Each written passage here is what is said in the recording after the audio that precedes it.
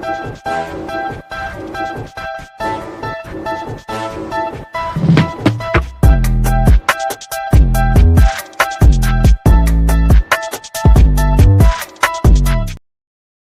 everybody. I'm Candid Frank. He's Gary Groob, and our very special guest is Eric Perroni, and he is a Hall of Fame defenseman and coach.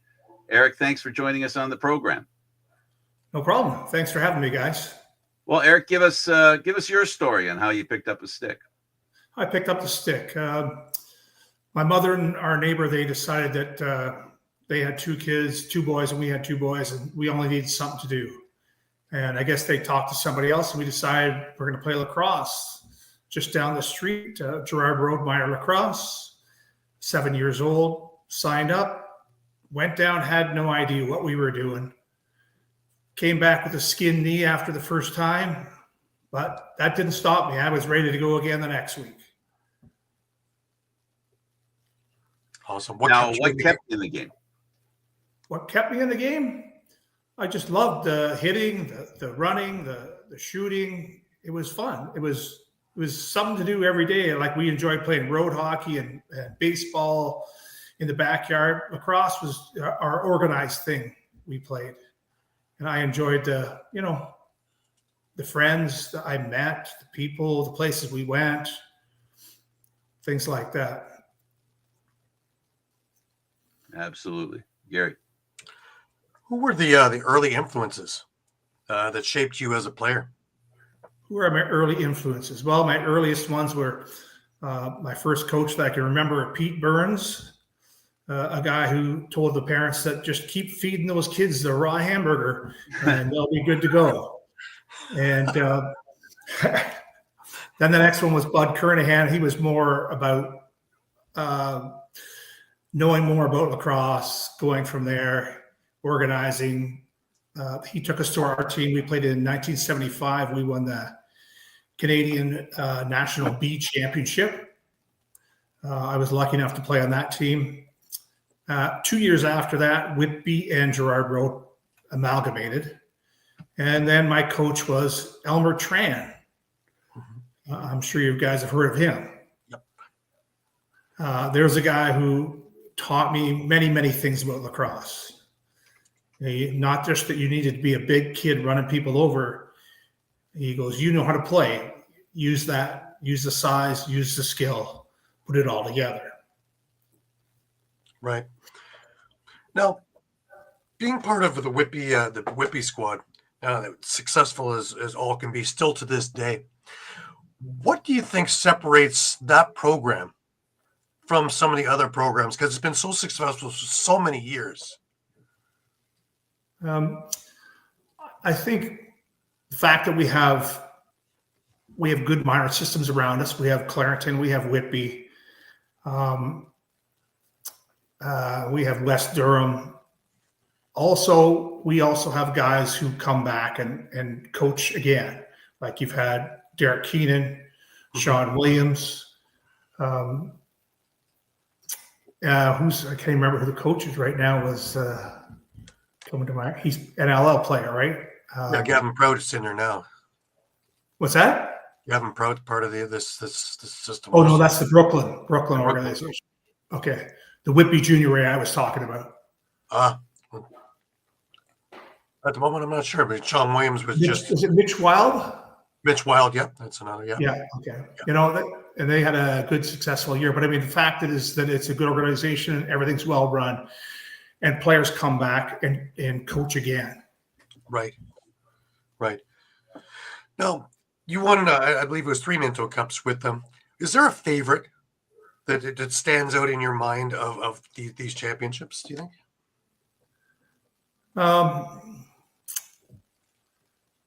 I'd probably say that 85, after, like, 80 was I was only 16 years old. I was the youngest guy on the team. I only played every other shift when we didn't have a power play or a penalty to kill. Right.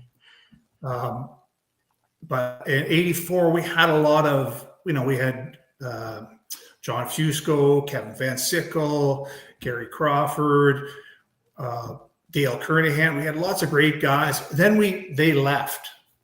And the fact that we were able to put together a great team and win again in '85 was phenomenal for me. Like, I mean, we had Joe Noondike, but he was a couple of years younger than I am. But still, he played in '84 too.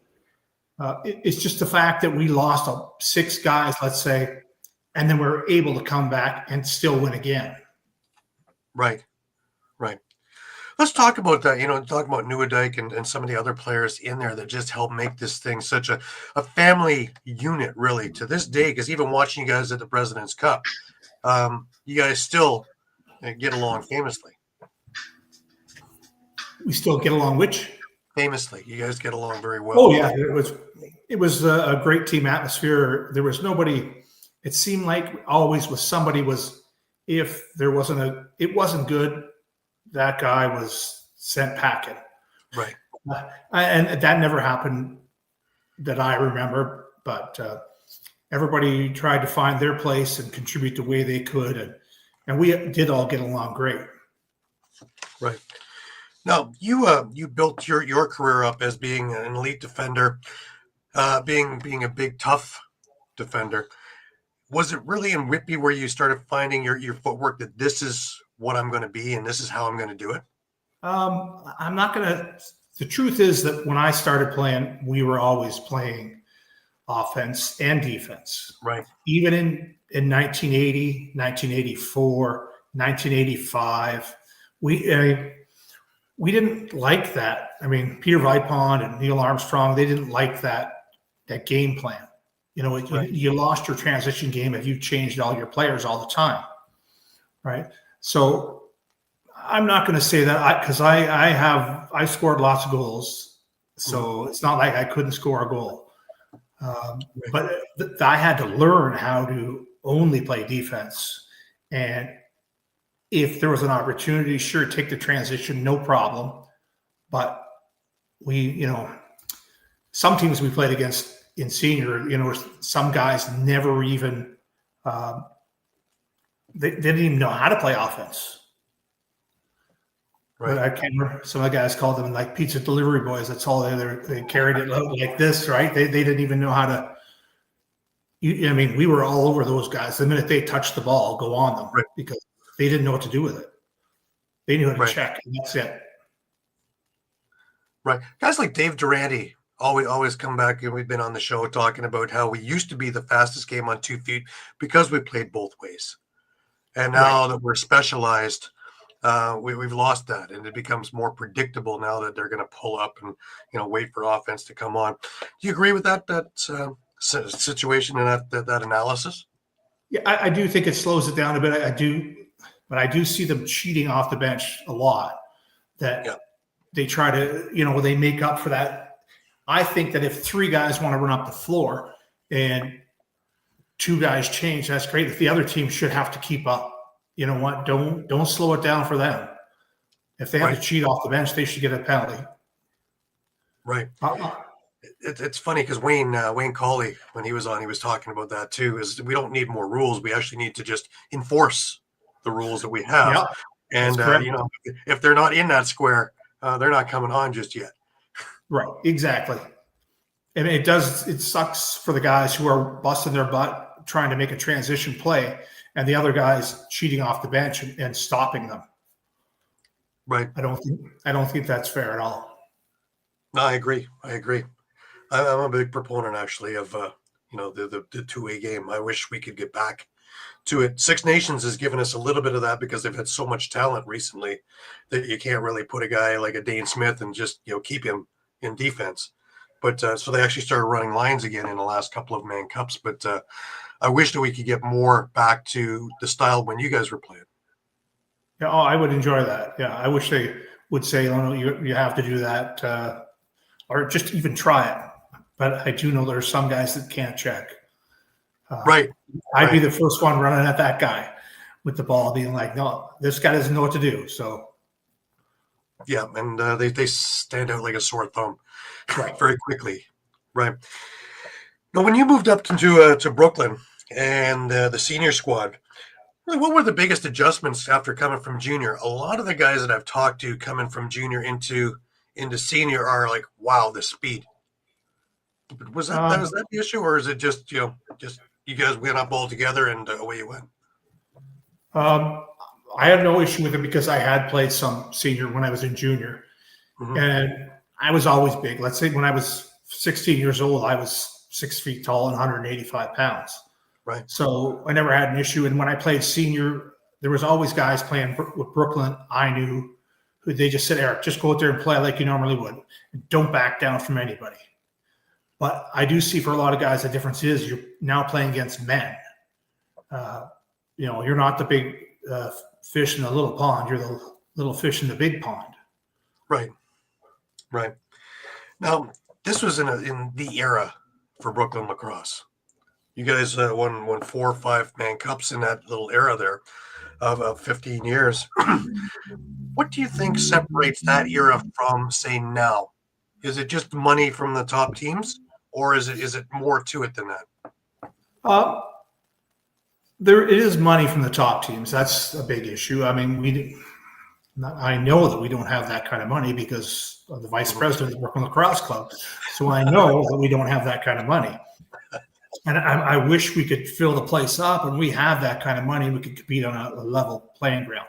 But back then, our minor system and like our junior A draft picks and the guys who had played before were always phenomenal with Brooklyn. We had a great squad and you had guys like Bob Vesey and always making sure we had guys and good players, Peter Vipon controlling the whole situation, Elmer teaching guys what they should be doing.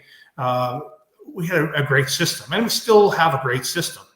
We just don't have the money. Right. Everybody wants to, I made, I don't know how much they make in the NLL. I made $30,000 playing in the NLL. I need to make some money. I don't play for free. Right. So we try to accommodate somewhat, but we don't have $30,000 for each player. No, of course not. Of course not. Nope. I love summer ball. I absolutely adore it compared to, say, NLL or some of the other stuff that we watch. And I wish that there was a way that we could get more people to see it, that they will fall in love with it too. Do you see any way that we could bring it back to some of the days that we had way back where the house was full? We talked about that earlier, is a full house. Even watching in the President's Cup, when the Iroquois Park is full, it's an electric building. It really is a great place to play. And the sound captures in there, singing in there too, has really got a great echo in there. But it comes full circle in there, and players get up for the game. To watch it empty, it's just like, wow, we got such great lacrosse, and it's I wish we could just show it. Yeah. I remember all those days, middle cups, band cups at Iroquois Park. I can remember playing against Brampton in senior, and people were sitting on the stairs, and the fire department just said that no more people can come in. No, stop. Right. And it was a great night.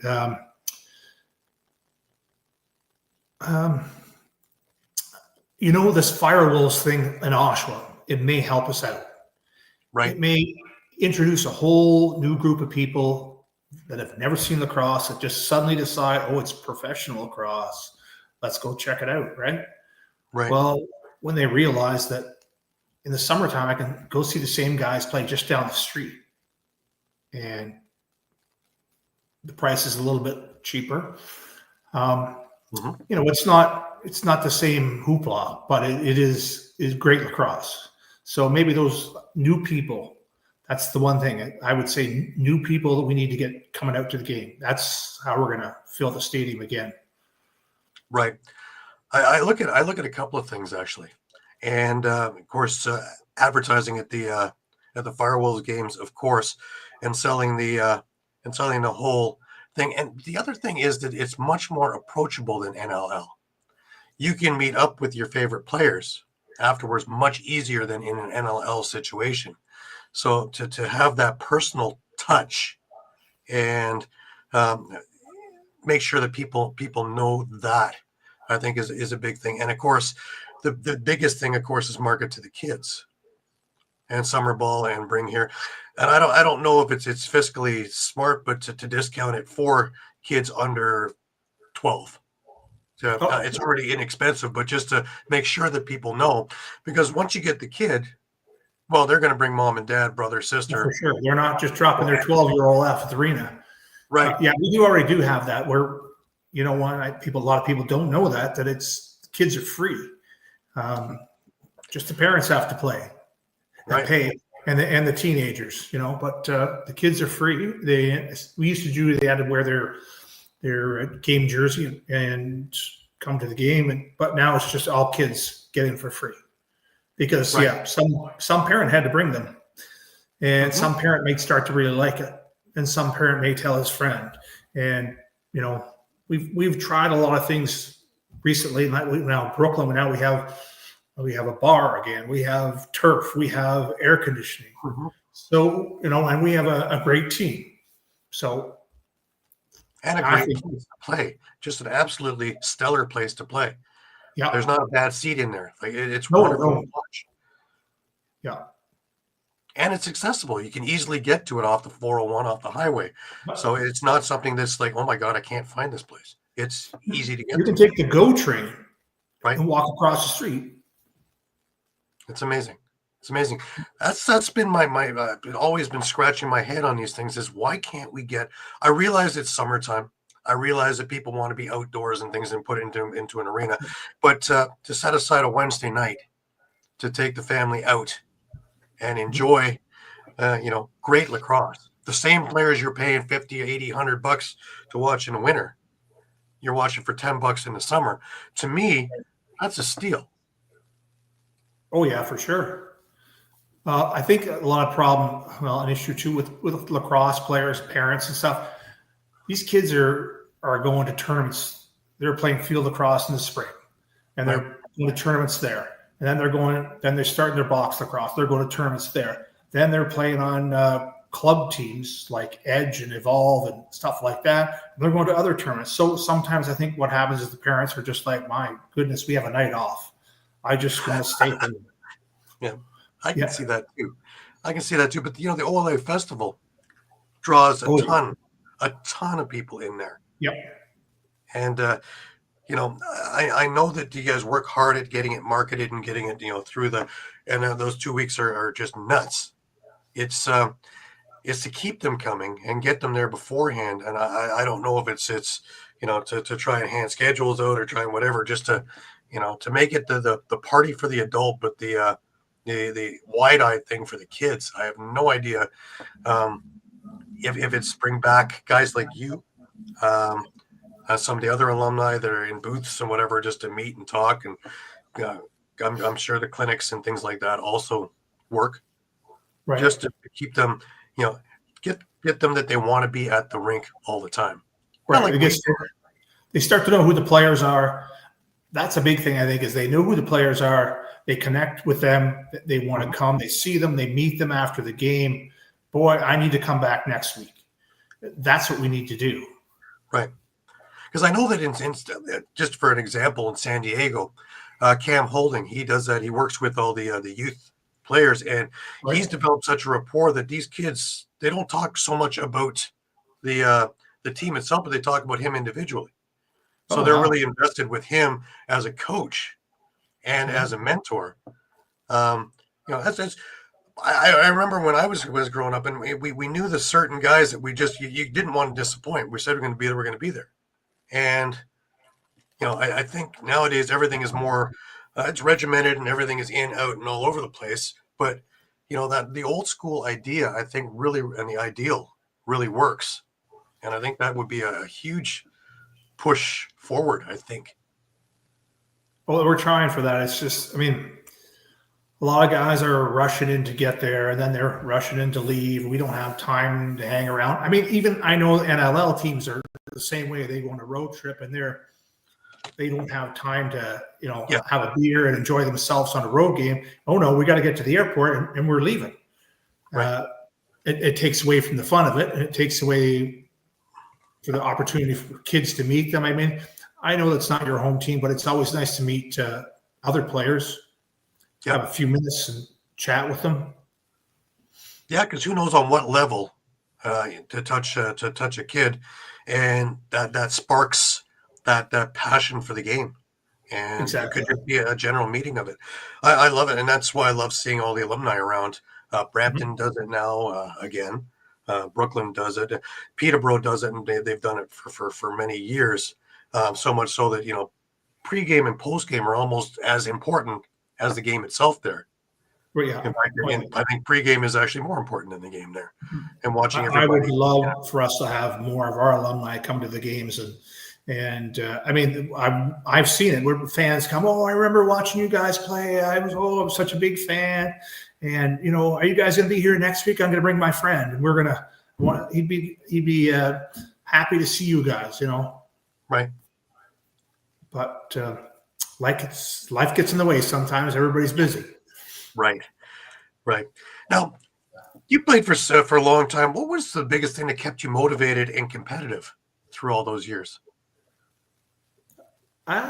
Just that I felt that I was good enough, and sometimes I felt like, oh, this is going to be my last year, and I'm going to quit. That's it. And then I feel at the end like, oh no, I still contribute. I still play, and I feel I'm still a good part of this team. Right. So, and I enjoy. Hey, I loved our team. I loved the guys. We always had a great time. We always had fun. We always had parties during the summertime. And so that's a big thing too, right? Yeah. Oh yeah, you've got to enjoy your surroundings to really enjoy everything about it. We used to do the bus trips. That was a blast. Mm-hmm. Yeah. Absolutely. Now, leadership. I always love asking the older guys about it because it's a whole different meaning than what it is now. What does leadership mean to you when it comes to an organization, a team, and all of that? You got to have it on all levels, like management, coaching, players, training staff, equipment. Everybody's got to, like, there's got to be a leader you got to have, like, the period one guy who's in charge of everything, but he's making sure those next guys are all looking after their own categories, right? And you got to have a good core group of players that are leaders. That keeps your team together. If some guys deciding, what I do is way more important than what you do. Well, somebody, Johnny Fusco has to go over there and say, listen, that's not the way we roll. Okay. That's not how we win. You got to be part of a team, and you got to do whatever you got to do. So for me, leadership is huge. Right. I think it was Derek Keenan who put it there, that it was, he was always looking for character, not characters, to fit in with the squad. Yeah. That makes a lot of sense. Yeah. You know what kind of character this guy's got, not. Yeah. What's the show that comes along with him? Yeah. There's a lot of characters out there. There's more and more all the time. Yeah. Which becomes distractions, which takes away from programs, which takes away from teams, and which puts diversions. And it's great if there's nothing going on, but when you guys are talented, like Brooklyn has been for so many years, and gladly I see that they're coming back to it. And I love what Gavin's doing in that regard, is that, like what you guys did and played for the front of the jersey, not the back of the jersey. That's back now, and you're playing for the Brooklyn on the front, not the name on the back. Exactly. That makes a lot of sense. Yeah, right. It's not suddenly I need to get 20 goals because it's all about me. It's about our team. It's not, at the end of the year, it's not how many goals did you get. It's about where did we finish up. Yeah. Now we just watched that with the Jays, and showing what camaraderie and stuff like that can do. But I watched it in the summer. I watched it this past summer with Brooklyn. And I watched them almost take down Peterborough, and should have taken down Peterborough, honestly. An injury here and a bad break over there, kind of the same thing, really. But that team, from what it was at the beginning of the season to what it was in the playoffs, was two different animals altogether. And that one that finished off, I really hope is the team that starts next year, because it really had something there. And, character, yes, it had heart, it had everything that what we talk about, and an example for what we want to see the kids to do, right? To play again for the front of the jersey, not the back of the jersey, to care for one another and all the rest of it. And you could see it off the floor, but you could see it on the floor as well. Oh yeah, it's if they had a little bit more time to get together, that's the big thing. I think sometimes it's the rush in, rush out. I mean, guys come to the game a lot sooner, earlier than they used to, so they have the time before. But it's always afterward. It's people are way more conscious now. We can't have 10 beers and go home. We need to, Yeah. have a quick beer, a sandwich, and got to get out of here. I got to work tomorrow. And where, we used to be very close knit, like everybody was close together. A lot of guys from in Whitby, Brooklyn, and some of the other guys would just say, no, you could just stay at my house and, you don't need to go home. We're going to have another game in 2 nights. Right. If they had a little bit more time together, I think that would help them a bit more. Right. And also, I think, again, when we're coming back to our thing with the fans, I would allow them to be there longer, to have more meetings with the fans. I loved in the President's Cup with the lawn thing after the games, and amazing how many people would come up and start talking to old-timers, alumni, or, us media folk or whatever else. And just the conversations were amazing because it kind of varied between yesteryear, what just happened, and then thoughts. And it just becomes a regular, like you've known somebody for 15 years in the span of 15 minutes. And we miss that because we're in such a hurry to go everywhere. And then sometimes you just have to stop and actually take a little, look around and just see what's out there. And I think that would do us so much good, and the game itself too. Right, and maybe that's the thing too, is if we schedule that time after every game to allow, like, guys, let's have 15 minutes. Go in the dressing room, throw off your gloves, helmets, come back out, talk to the kids, and then, they can relate to you later on. They're going to remember you. The same thing as you said with the President's Cup 20 years down the road. They're going to say, I remember I saw that guy play, or I'm going to meet you in the hallway. Like, you met me. I remember I watched you as a kid. You were the kid. I was the player. I guarantee, even, when they're watching NLL on TSN over the winter, and the ones they met at President's Cup, they're going to be, I saw him. I got to talk to him. Like, it's the littlest of the things, but that sparks that interest. And if we're all gearing it towards the youth, because that, number one, they're going to grow into adults with their kids too, and get that love there. But number two, we can get them and their families now. And, that sparks 2 times 2 times 2. And exactly. We're going to have to build it from the ground out again, because there's a number of organizations, unless they're called Peterborough, that have trouble with attendance. And, I really think that we're onto something here, and to build, I think with the right little things here, and the having you as vice president of Brooklyn, I think is a great thing, because you know what both sides were, and you have the patient attitude that we'll try this, okay, we can try that, and to work within and see what works, see what doesn't, and take the best out of all of it and try and build it. And, it's not going to happen overnight. It's not going to happen, say, next summer, all of a sudden it's a full house. But 5 years down the road, probably it can be, a substantial enough crowd that it becomes a home floor advantage again. Yeah, hopefully that happens. Right. It's just like you say, trying this, trying that, whatever works. This worked, that didn't work. Okay, well, you got to try. Mm-hmm. Yeah. You guys already are ahead of the game, because you have a lot of merch sales too, and spend a lot of time making sure that the logo, the team, all of that is out there. And say a testament is, I have a bunch of Redmond stuff, and I have a bunch of other Brooklyn lacrosse stuff and merchant stuff and other things around.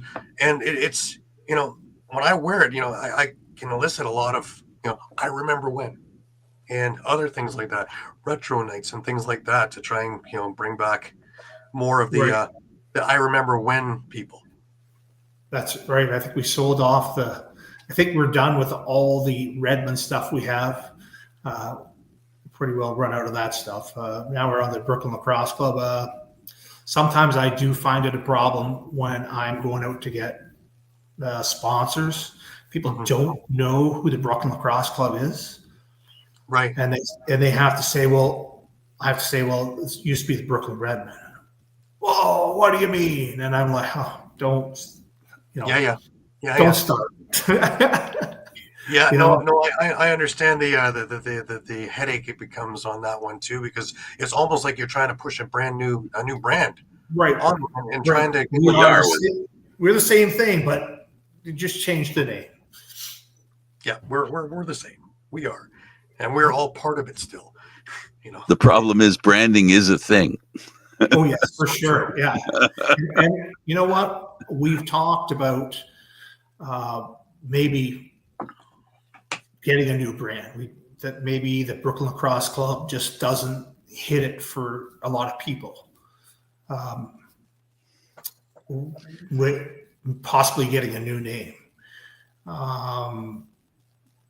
Where you haven't, done it for sure, but we thought about it. But then it would be starting over again, right? Right. I had to take an emergency, so I didn't get a chance to hear whether you guys reviewed why the Redmen, the name disappeared. Well, it was a politically correct thing. But so it's strictly because of the name. Yeah. I kind of wondered if I know the Indigenous head, I think we could have got rid of that and just been called the Redmen. Well, we're just guys with red uniforms on. Well, isn't that the way the original thing? Isn't that how the name came about originally? It was guys wearing red uniforms. They were called the Red Men. I think so. That is, as far as I remember my Brooklyn history, that was the initial thing. Later came the logo, and that was the big taboo thing. But the name Redmen, just because the uniforms were red. I really believe that was what was explained to me at one point. Yeah. Yeah. Okay. Sorry, guys. I just wanted to I didn't want to assume. No. And but so, I also I think is a good opportunity. Again, we're talking about the Firewolves games. If you do decide to rename, open it up to the public for the name. Oh yes, that's for sure. We're doing that. Use the Firewolves and their games to get that interest. Where if you can work in tandem with them, that gets put out at the games throughout the season. We're going to be, doing this, and every home game, please put it to this whatever website or whatever. Just put your thing in, and of course you're going to cross off, a good chunk of it. But there's going to be a name or two that sticks out. Oh yeah, that's what I thought. At some point in time, right? It's just because that one, bang, that's the one, right? And if you can get it from an extra 7,000 or 8,000 people week in and week out for 20 weeks, there's going to be a name there or two names or something that you continually see that seems to be in the area that people want to, because again, you also have to be area sensitive for where you are, and see how it works that way, and then the huge the ad campaign of publicity of the name is this, the name is that, I had talked to Oliver Marty when they first brought the Firewolves there, and said what he needs to do, and it's just very simple, is your star Dyson Williams, who's from there, put him in front of the arena, put Firewolves players, whether they're cartoon characters or regular players, on the side of your billboard, but with a big thing in front, especially in the summer when it was white hot. Even people who didn't know anything about lacrosse were talking about it, and I just would use two words: shop local. And then, Oshawa Firewolves season tickets, this. Leave that for a month downtown Oshawa, then change it to another billboard with more information, but have people talking and let them do your marketing for you, because word of mouth, let them all be chatting.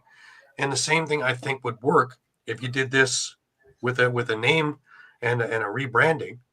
That way the rebranding isn't a shock to the community. It is actually something that they're part of, which would make them embrace it more.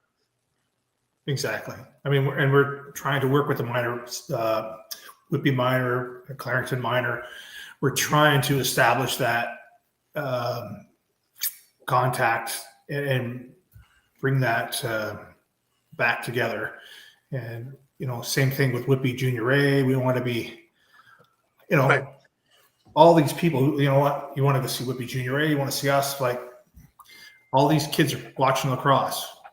Like sooner or later, they're going to come to a Brooklyn Lacrosse Club. They're going to come to Whippy Junior A. So, Absolutely, I think it's a great it's a can't miss thing. Once you put in the equation, it's getting the kids there. Going into coaching, what turned you into? Yeah, I want to coach. I want to give back, and I want to do all this stuff, and I want to be that mentor that I had growing up. I watched the guy coach, John Phillips. I don't know if you know John, but he coached my oldest son the first year he played, or the second year. I'm not sure what it was, but it was on a rep team, and he did a great job. It was organized. It was all planned out. He did a fantastic job, and I thought, I'd like to do that. I think I can do that. And so when he moved up, his son was a year older than Adam. When he moved up, I stepped into that role. I applied for the team and went from there. And I enjoyed it. I enjoyed going out with the kids, and I enjoyed that the best. Just me and the boys in the dressing room, and me, the assistant coach, and the boys, deciding what we're going to do, how our game's going to go, and having the good moments of winning and the bad moments of losing, but doing it together as a team. Right. And I often wonder, is like, how do you balance modern day lacrosse with the old school values that you had back then? Because you can't really go straight with that, but you can get a nice mix. Yeah. Well, the one thing that for me was the kids couldn't play offense, defense. They weren't allowed to do that. So that was pretty simple. And I love my old guys were like 5 guys going up, 5 guys coming back, 5 guys changing, right? And, sure, there was guys who were better than other guys, but they tried to make it even for everybody. But like old school values, I maybe not lost what you're thinking about for that. Mm-hmm. But I thought it was all team. We're a team. That's right. See, that leads into the other question. What do you try and instill in the young players now when you're coaching? One thing is when your coach is telling you something, you need to listen to what he's saying. We all need to be on the same page. Guys, listen up. Let's all be on the same page. And you have to go home and you have to find a wall somewhere, and you have to work with your stick. You can't just show up for an hour and then go home, throw your stick under your bed and forget about it and expect to be better. The ones that got better were the ones that work with their stick all the time. I've seen lots of players that weren't the best players on their team growing up, but they continually worked and they learned that was their thing. They always worked, always got better. Where some of the kids that were the best just sat on it and they didn't get any better. Right. Now you had a chance to actually coach your son, and with the Rochester Bats. Now Mike Cooper's an old friend of mine. I have a real affinity for the Bats, and I've done stuff out in Rochester and things like that for his other games and fundraisers and little fun games. But let's talk about Laxney. And of course, you were coaching for their first of the 2 championships here, or 2 or 3. I think that I think they've won 3. I only. Yeah, you didn't coach this last one for other commitments, but the other 2, I think you were there behind the bench. No, I was. They won, and then we lost. When my first year I coached, that was the U.S. White and blue team. Right. We lost that year, and my second year we won. In the third year, other commitments, I couldn't do it. Right. Let's talk about that. Well, Adam's a big part of that thing as well, and basically following Dad's footsteps only on the offensive realm. And he's also part of the Brooklyn dynasty in here now. And what was it like having him and coaching him? Well, it was a lot different than coaching him as a kid. Like, did you mean now or earlier? Yeah. Well, now as Well, opposed to now it's a lot different. He's grown up and he's learned a lot of things, and he understands uh, what it takes for teams to win, right? He's played on teams that didn't win. He's played on teams that have won. He knows the big difference is everybody being on the same page. right. But I really enjoyed that. He pulled me into that, introduced me to Coop, and it's a fun team. When you coach those guys, so you kind of just you're not really telling them what to do. You're just kind of guiding them along. Right. Maybe we don't need to do that, guys. Maybe we're not going to win if we do that. Let's try this. Right. The situation with that tournament too is everybody's out to make a good impression because they're all basically, it's an NLL stage. Everybody, they're watching. Right. I also think it's because it's set up a lot like the Rebesky tournament. Is you can't have a slow start because the games are short. So if you're down quickly, that may be too daunting to try and come back, and that's your tournament. So it's a whole different strategy, and you can't dilly-dally to start. You need to go right for the jugular to begin. Yeah, it does help to do that. And if one end of if your goaltending or your defense or your scoring is not on, well, guess what? And I don't think that if you lose a game that you can go to the finals unless everybody loses a game. That's the really hard part. Yeah, well, your destiny is in your own hands for at least the first game, anyways. Yeah, and it's always good to have we have a game, everybody shows up, and then we go out afterward and we have a good time. Right. Well, the other thing too, what Mike had brought up on the show, on the Sunday show, he's been on a number of times, was when you win, you get a dressing room for the next year. So you don't have to lug your equipment all over the place and things like that back and forth. You can just actually go and just enjoy the rest of it and not have to worry about carrying everything. Because the first year I coached, that's what happened. The year before they had won, we had a dressing room. All the guys were happy. It was great. And the next year we lost. Yeah. These guys were lugging their stuff around. They were not happy at all. It's a big thing. It's a big bonus for sure. Right. Absolutely. That's a great little incentive. If you need to find even more incentive, that's a great incentive as a player. I don't have to carry all this stuff around all over the place. Let's be honest. You're a grown man. You three guys sharing a room, dragging your stinky stuff back to the room, or it's in the car. Holy cow! Like, who wants that? Exactly. All right, let's talk about Hall of Fame. You've actually been in 3 of them now, with Whitby, with the Ontario, and with the Canadian Lacrosse Hall of Fames. That's a huge accomplishment. It's funny because when I was talking with some of the people, they actually talk about their hometown Hall of Fames almost in the same breath as the Canadian Lacrosse Hall of Fame because of working so hard in that area. Is it the same with you? To be honest, right now I'm only in as a team member, but it is a big accomplishment for me because this is my hometown. That more people in Whitby know me than I mean, I know lots of people in Canadian Lacrosse Hall of Fame, or Canadian Lacrosse and Ontario Lacrosse, but not as many people as I know in Whitby. Right. Getting the call that you're inducted in the Canadian Lacrosse Hall of Fame, what does that feel like? Well, the first one I got was from the Ontario Hall of Fame, right. And it was Derek Keenan, and I know Derek quite well, and also I had owned my own auto repair shop, and Derek was a customer. So when Derek called me, I'm like, "Yeah, what's up?" Hey, I just want to be the one to give you the good news that you got inducted into the Ontario Lacrosse Hall of Fame. And I was like, "Wow, you're kidding me." And he goes, "No, I'm not kidding." And I was like, "Wow, I must have played with a lot of good players." And I know I did. That was the one big bonus for me. I got to play with a lot of great players, and I learned from them. Right. I'm not going to say I was as good as them, but I learned a lot from them.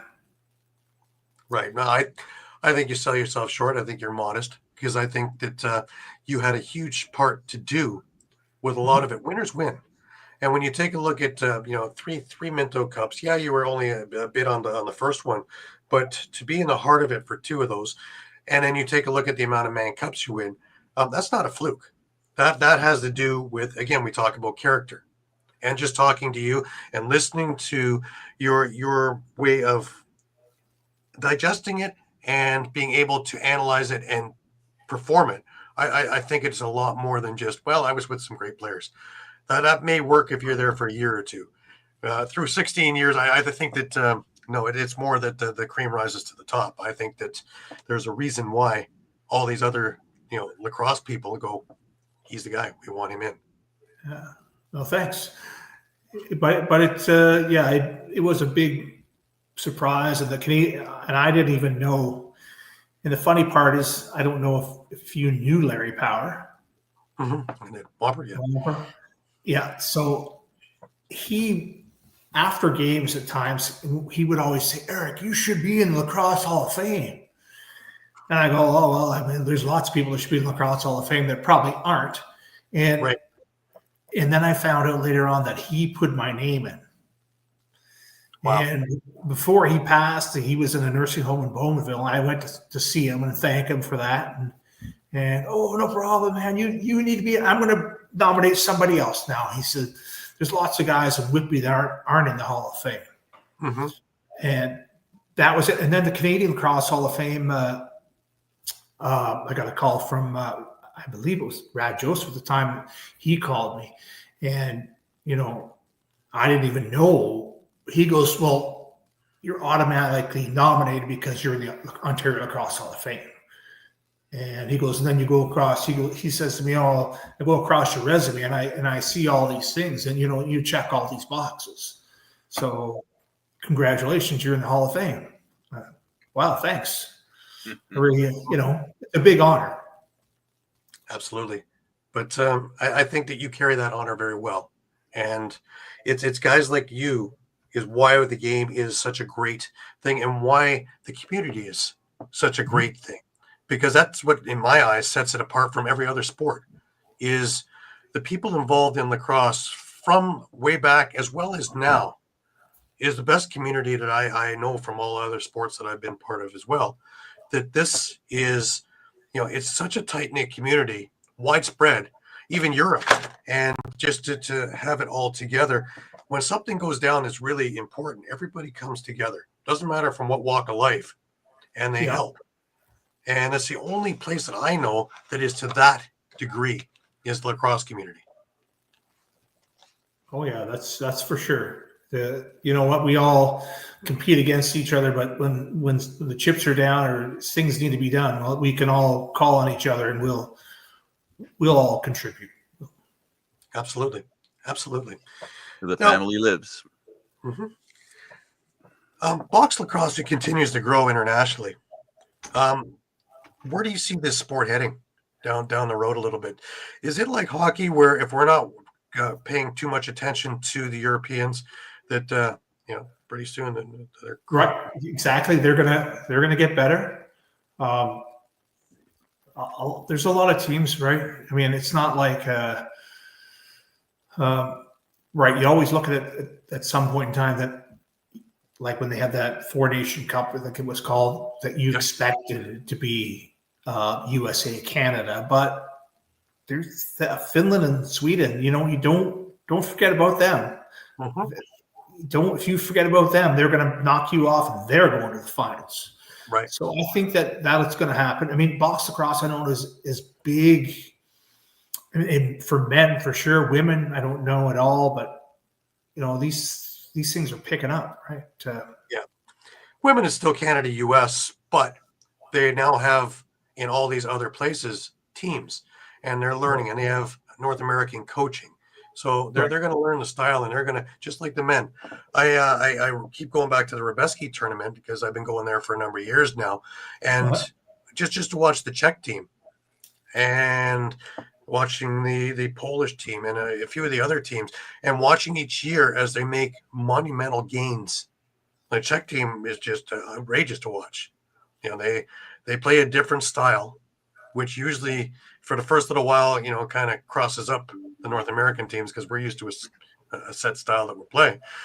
But they have their own, panache in the way they do it.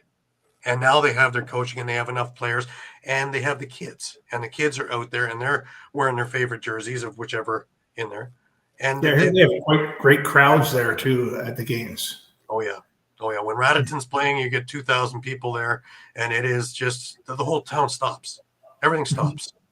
And it's loud and it's boisterous and they're into it. And let's say the kids, when they're doing the clinics and watching all the little kids come out. And, English is not a language out there, but everybody understands what they're doing. And when you got the guys from the team showing them, they all gravitate and they all are doing it. The language lacrosse. It's the most amazing thing to watch this, and over a number of years to watch it grow and get bigger and bigger. This tournament now, from being something was kind of a fringe thing, I say it's one of the for a world lacrosse idea, it's probably the closest thing you're getting to it now, because everybody wants to be there. Everybody wants to say they've played there. Yeah, so, and do they have a women's division and everything? Yeah, and they have the week after or whatever. So, but it's not quite at where it is, but it's only been there for 3 years now, the women. So, but from what they've done in each of the 3 years has been astounding to watch. And all their, just to watch the Worlds and see, the women, they stole the show with the Worlds. Everybody came in to watch the guys, and more they gravitated to where the women were. In fact, I would say their gold medal game stole the show. It was a made for TV Hollywood edition. U.S. coming back from behind and winning on U.S. soil. It's another one of those 1980 moments, really. Well, that was the Utica one, you mean? Yeah.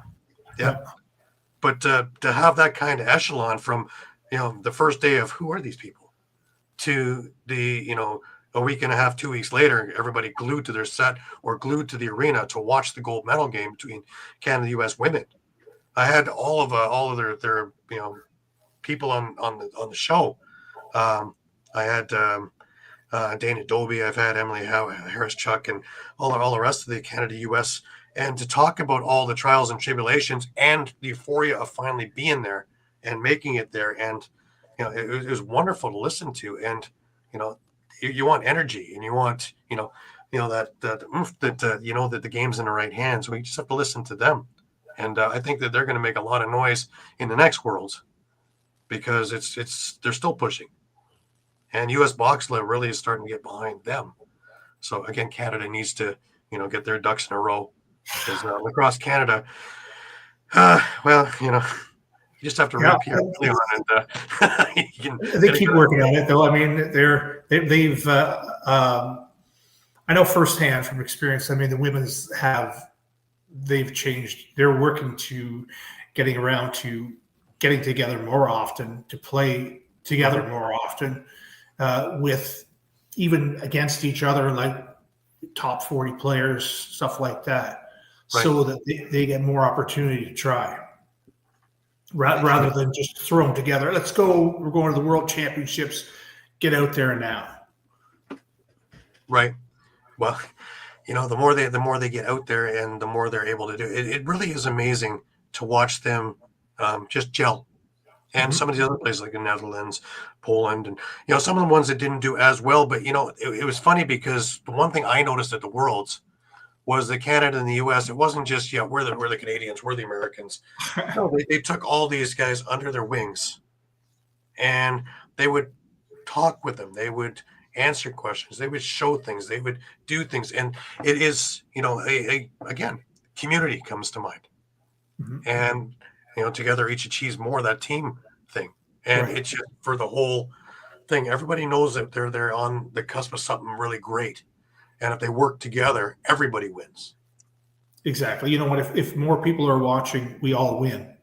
If it's more competitive, if people want to watch every single game, not just Canada, US, we all win. Eric, what do you see as the best way to attract the attention and the eyes of people? What should we be pushing more that maybe we're not right now? Hmm. I think they should just show more live action commercials. Like showing some goals, showing some saves, and just quickly, you could come see this.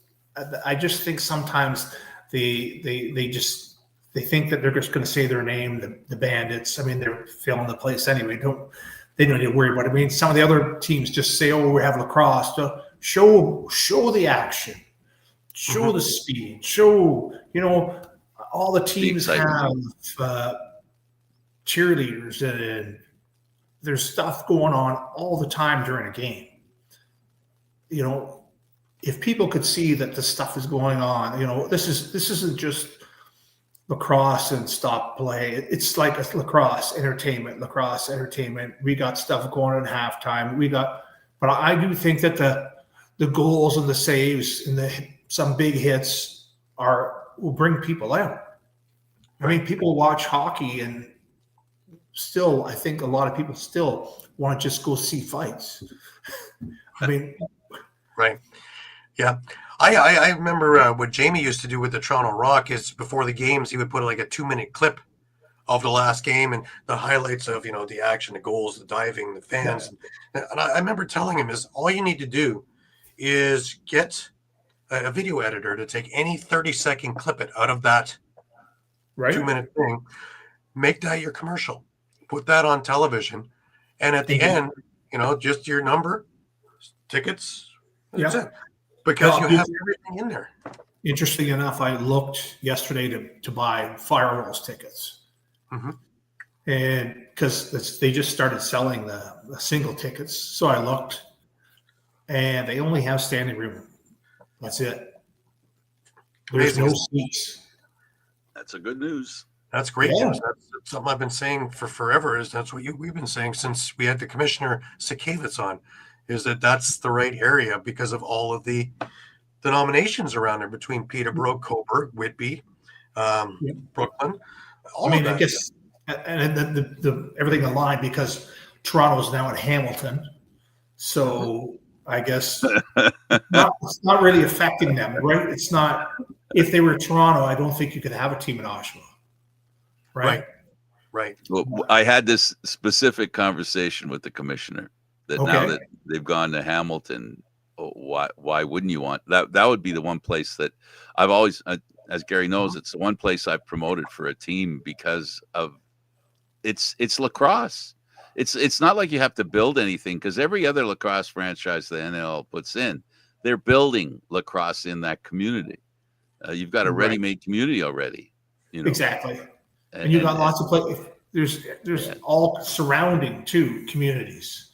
But I think they were a little afraid of offending, well, anyway, you didn't want to give the impression that you were encroaching, right?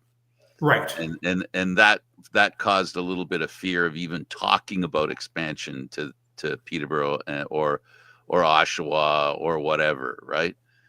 Oh, yeah. And it's like, I think people now is it used to be able to get on the GO train and go to the Scotiabank center and you watch the game right now. Well, it's not so easy to go train to Hamilton, right? You can, right? But it's not the same thing. So, and now suddenly we're here. Let's hope both franchises both do well. That's what I would like to see. I mean, and they will because of each other. I think they will because of each other. It helps build rivalries. Rivalries mean a lot in sport. Right. I can drive to Hamilton. If it was a great game in Oshawa, well, certainly I'm going to drive to Hamilton and watch the next game. I'm in the best of both worlds because I'm 70 kilometers away from the Hamilton game. I'm 60 kilometers away from the Oshawa game. And, my car will be getting a lot of kilometers because I can't get enough. I can't get enough lacrosse, and I'll keep driving right through to Buffalo, and I'll keep driving right through to Rochester, and I'll keep, it's just like my summer where every night I'm in a different city. But if you love the game, and there's nothing in sports that's better than live action, and I think to what you're talking about, Eric, as far as showing the goals and showing this and showing that, what you're saying is let them see what they're going to see. What keeps them on the edge of their seat. Exactly. Why? Yeah, this is why you want to come. I mean, I like this. TSN has their, is it Saturday? I don't know if it's Friday or Saturday night. They have Friday Friday. night. And once the CFL has finished their Friday night football, then they start with the lacrosse, National Lacrosse League. Like just putting one game on a week. Don't put every game on. If you want to watch every game, then you can buy the NLL subscription, whatever you want. But I mean, suddenly, I just got to see two great teams playing. Like, and there's somebody playing 50 kilometers down the road, and I can go to a live game. That sounds like a great idea. Well, it was necessary because they've got to get on the radar. And Gary, you can talk about this, negotiating the internet. Not everybody, is capable of negotiating the internet, right? And it's not just about age. It's about just negotiating the internet. It's much easier. I know it's for people like me. It's definitely much easier just to grab the remote and go. Exactly. Right? Let's watch the game on TSN. Yeah. I look at it this way: is that a bar? And that's the other thing right there. Without the remote, you can't see it in the bar because none of the bars stream stuff. When you go to a bar, they don't stream; they take what's on TV. Right. If they can just leave TSN on, and all of a sudden it comes on, and I've seen it, or all of a sudden all the heads slowly turn and watch. I've done it with a laptop. I've done it with everybody's watching game on there, and slowly there's people all over my shoulders watching this game because they gravitate to a great game. And this way, bar owners can just put it on, and there it is. You can't do that with the internet. Try and tell somebody who's never seen a game. It's great if just for $5, okay. But if it's on there and it's your linear game, bang. It has to be easy. It has to be easy for the staff at a bar. You're right. It has to be easy. If it's done that and put it on ABC, and they had their championship game on a Sunday afternoon against NFL and had the biggest numbers they ever had. Which was that in the PLL? Yeah. That was this year.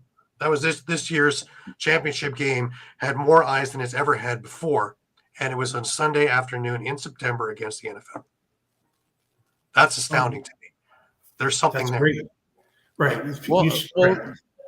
It's a bit of what you said, Eric, and Gary, it's always been the same thing we've talked about, that you've talked about, and that is you got to figure out a way to get people's eyeballs on the game, because we all believe that if you get the eyeballs on the game, people will gravitate to it. Maybe not every single person. That's why, and I don't mean to bring in a whole new thing, that's why it's important with what's going on in the Olympics, right? Because people are going to see it who've never seen it before. Right. and capturing new eyeballs, right? And so the problem with lacrosse isn't that it isn't a good game. That's not the problem. The problem is it just doesn't get traction because we can't seem to find the right people to watch it. Do you know what I mean? People are interested in who find that kind of game interesting. Right. How do we find those people that want to come and will keep coming? Because they are out there. They are. And there's more than we think. They just need an opportunity to know. We did it with Brooklyn. We had Rogers was doing all our home games were on Rogers, Cable 10, whatever it is, anywhere else. And it was free. Right. But for us, that, Peterborough said that worked for them. People saw it and they wanted to come to the game. So, we went along with that. And it was just like, well, I don't know if maybe some people just sit at home. And I said, well, first of all, some people just want to have a beer, right? Well, we didn't have beer. I'm not making that the be all end all, but just one thing. And we didn't have air conditioning. Well, we have air conditioning now. We have a carpet. We have air conditioning. We have beer. And it's like, you know what? Oh my God! I love lacrosse. And I went and I remember years ago I used to go. Oh, I just saw John Fuska and Gilbert Noondike. I remember we used to watch them 20 years ago. That was incredible. I did, Eric. I did Toronto Beaches lacrosse. I was a play-by-play guy for Toronto Beaches lacrosse for 10 years on Rogers, on Cable 10, like you said. and it's the same thing. People watched it and went, wow, that's a good game. A lot of people, just don't want to, I shouldn't say don't want to leave the house, but it's much easier to sit back in the couch and like you said, have a beer, not go out drinking at a game, but just to relax. Some people have a beer to relax, and the comforts of home get you to the game. If there are no comforts of home at the game, nobody's going to go. Right. Because now you're watching it. I don't want to say under duress, but you're watching it in a way that's not any fun. And nothing speaks to that issue more than what we're seeing in sports. You look what the Blue Jays did in the outfield. They're turning it into your living room. Right. That's the way sports are. People want it to be part of their night. They're going out. They want more than just to see the game. And that's another thing that the NLL has to figure out. And that's what lacrosse has to figure out. How can you make it a night out? How can you make it an event more than just a game? Right. And it's bringing every kind of lacrosse that's out there. You try to get people to come watch. They come watch. And then they say, gee, I like lacrosse. And they say, well, gee, there's all kinds of other lacrosse around here. You can see, you can see Brooklyn. You can see Whitby. You can see Junior C, you can see Oshawa Firewolves. Boom. Mm-hmm. I don't know why anybody's ever thought of not thought of creating I know you do it on the internet, but you know how TV has specialty channels? Like if there was a lacrosse channel, I don't know what it costs to put something like that together. They constantly just show, you turn to that channel and all you see is lacrosse. Yeah. I know there's when my daughter was at Louisville, I could watch her there. And when she played with Team Canada, I could watch her on World Lacrosse. It's all available. All you have to do is find it. Log in. Bang. And sometimes it's free, but like you said, Frank, sometimes it's not that easy. But once you do it, you figured it out. Now suddenly it's easy. Right.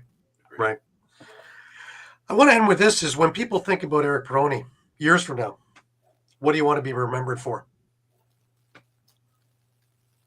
A guy who was dedicated to the sport. He loved it as a kid. He grew up. He won championships, and he came back. He coached. His kids played, and he always enjoyed it and helped out where he could. And he had a really nice beard. Absolutely. I really want to thank you for taking the time out and talking with us about everything lacrosse, from your playing days, your coaching days, from your executive years now, and all the things in between, and getting your take on the State of the Union as well. I really appreciate it. Thank you so much for doing this. Well, thanks for having me, guys. Our pleasure. Absolutely. Okay, well, I guess this ends another version of NLL Talk.